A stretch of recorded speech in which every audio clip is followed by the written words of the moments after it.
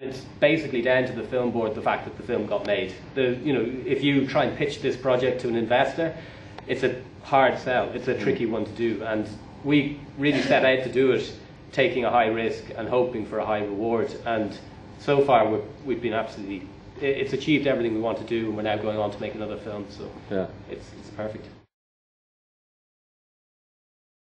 The story I based on my mum's life, really. So I wanted to go around the Irish Midlands and find people who reminded me of my mum and her friends and the world that I grew up in, you know. We had a very small budget for this project, so we had a limited supply of petrol, but we got us as far as Mullingar and Athlone and Tullamore, obviously, where Kitty comes from. Emily Rose is Mullingar, but we had an initial casting, open casting, which we got lots of youngsters coming on to, and then we got more specific, and we hit the active age groups and the ICA groups and the Mockmore Firms and the Camogie groups and Mother Tattler, you know, anywhere we could find some ladies gathered.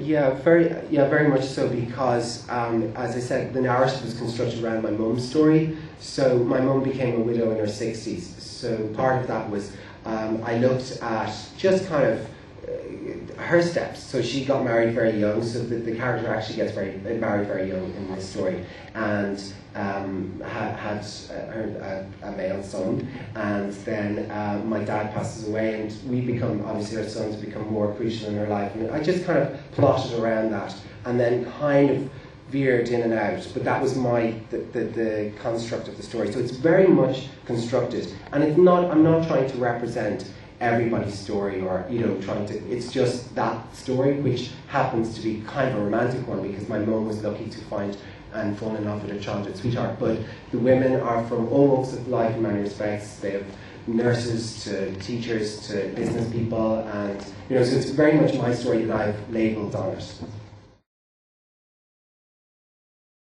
We would have had 4 hours pretty much. We have a very tight schedule, very limited. We one camera film, so we 10 minutes for each recording. So we do about 3 or 4 minutes of cutaways, and the rest then was for the interview. So we were really well prepared. But on each occasion, I'd met the ladies for about an hour previously. So we just had a random conversation about anything and everything. And from that, I sort of know where I was leading the conversation on the day. But I just think everybody relaxed. It was grand, because there was no pressure in many respects, and we were just talking about everyday things. I mean, the whole idea was that we build in the ordinary to kind of take us to this kind of, hopefully, what transpires is kind of a more extraordinary look at life and how it kind of knits together if you have the opportunity to share that journey with family and a partner.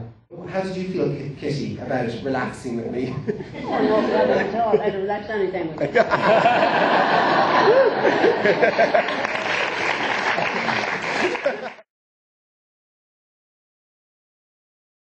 That choice was, I think, a kind of an important choice for this film, because I wanted us to frame the houses in a particular way that we don't see on television, because everything is now flick kind of camera movements and all, and you don't get that time to rest and see the spaces that we live in, and it captures a moment in many respects of Irish culture, and the impact of Crown and Dulux on our lives. But it's, I think there was an element, of course, we needed to have a little bit of movements in order to give it a little bit of, but the pacing was dictated to by the editors, and I always felt it would be that kind of rhythm of a film, that we wouldn't need that kind of televisual camera movements and stuff. It was an intense period, because we edited each person as we went, and we knew who we were going to film the next day. So what we had just filmed kind of inspired what we were going to talk about next, and it was quite an organic process, really. It was quite good. And when it came that we had finished filming, we actually had a very clear structure of the film, and then it was a case of tweaking it, The reason the man's at the end, for me anyway, it was to represent the male story that someone suggested would I be in. It's to say that the same story could have happened for a male character, rather than it trying to be representative of everything. I wasn't to, and it was also an open-ended question. And it's hard to remember back, but the very first shot is a baby being put down by a male hands, sewed bookends for me. In many respects, the film, and we had a few options, but that's the one we went for in the end. We've been asked this on an international level. We do not think in franchising it out, but I don't mind being a Simon Cowell on a judging panel.